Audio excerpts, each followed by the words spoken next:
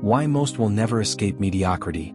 Most people will never escape mediocrity, not because they lack talent, not because they weren't given opportunities, but because they never demanded more from themselves. They settle. They make peace with average. And in that silent agreement with comfort, they bury their potential. Mediocrity doesn't announce itself. It doesn't come with sirens or warning signs. It shows up wearing the mask of convenience, disguised as good enough. And once it takes root, it convinces you to trade your fire for safety.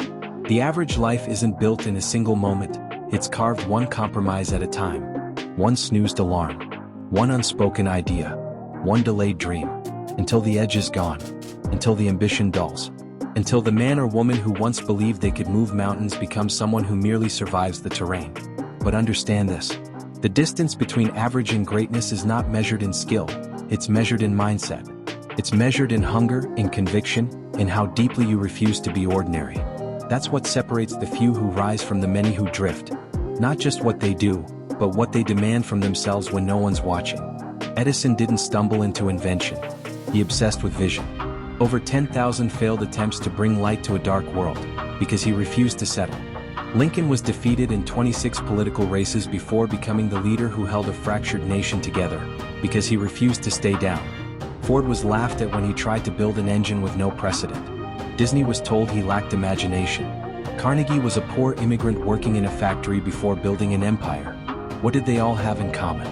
An inner oath that mediocrity would never be their resting place. A fire that said, if I am here, I must grow here. I must build here. I must become. And yet today, in a world of endless information, infinite tools, and boundless possibility, most people still choose to be average. Not because they can't be great, but because greatness requires something that modern comfort has nearly erased. Discomfort. The kind of discomfort that wakes you at 5 a.m. when the world is sleeping.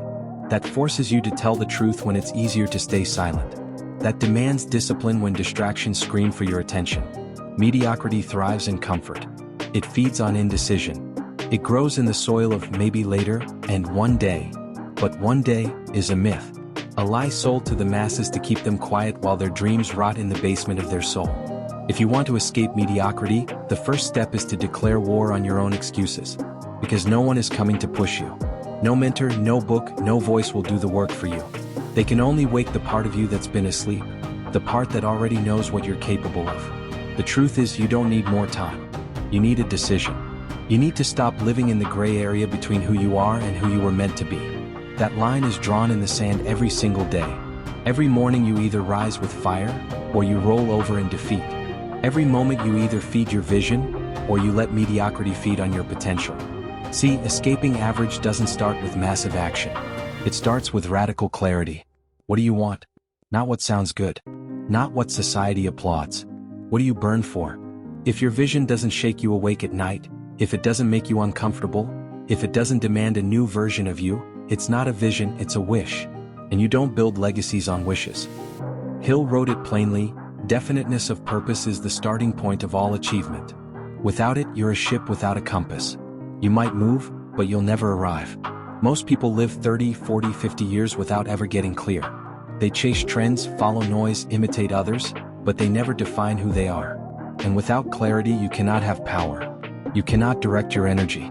You cannot escape the gravitational pull of the average life. That's why belief is oxygen.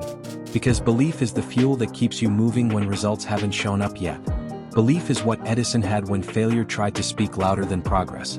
Belief is what kept Disney drawing in a basement after being told he had no future. Belief is what allows you to see the finish line long before the world can. But belief isn't something you get. It's something you build. Brick by brick, repetition by repetition, action by action. You train your mind to believe by acting like the person you want to become, before the evidence appears. This is where most people fall. They wait to feel ready. They wait to be confident. They wait until conditions are perfect. But champions don't wait. They move through fear. They act in uncertainty. They decide then become. Mediocrity loves delay. Success rewards decisive action. When you move, you gain power. When you hesitate, you lose it. The world does not respond to potential. It responds to movement. It responds to the man who walks like he already is what he's becoming. That's why discipline isn't optional, it's sacred. Discipline is what you do when motivation disappears. It's the decision to keep the promise you made to yourself after the emotion is gone. Most people break that promise daily. They build trust with everyone but themselves. They give loyalty to others and betrayal to their own dreams. And every time you betray your vision, you reinforce mediocrity. But when you keep showing up, especially when it's hard, something inside you begins to shift. You stop identifying with your past. You start moving from purpose instead of pressure. And you begin to carry the energy of someone who cannot be ignored. It's not about doing everything perfectly. It's about being relentless in the direction of your vision. There will be days you fail. There will be days you question everything. But if the vision is real, if it owns you, you won't quit. You'll adjust. You'll learn. You'll rise, stronger, clearer, more dangerous than before. Because every obstacle you face is not there to stop you. It's there to reveal you. To force you to evolve into someone who can handle what you've asked for. Success is not an achievement, it's a responsibility. And the universe doesn't give that responsibility to someone who still flinches at discomfort. That's why gratitude matters. Not just when you win, but especially when you're in the middle. Gratitude turns resistance into fuel. It shifts your lens from why me to try me. It reminds you that pressure is not punishment, it's preparation. When you see challenge as a gift, you begin to grow at a different frequency. You stop fearing the mountain and start becoming the kind of person who was born to climb it. And that's when things begin to change.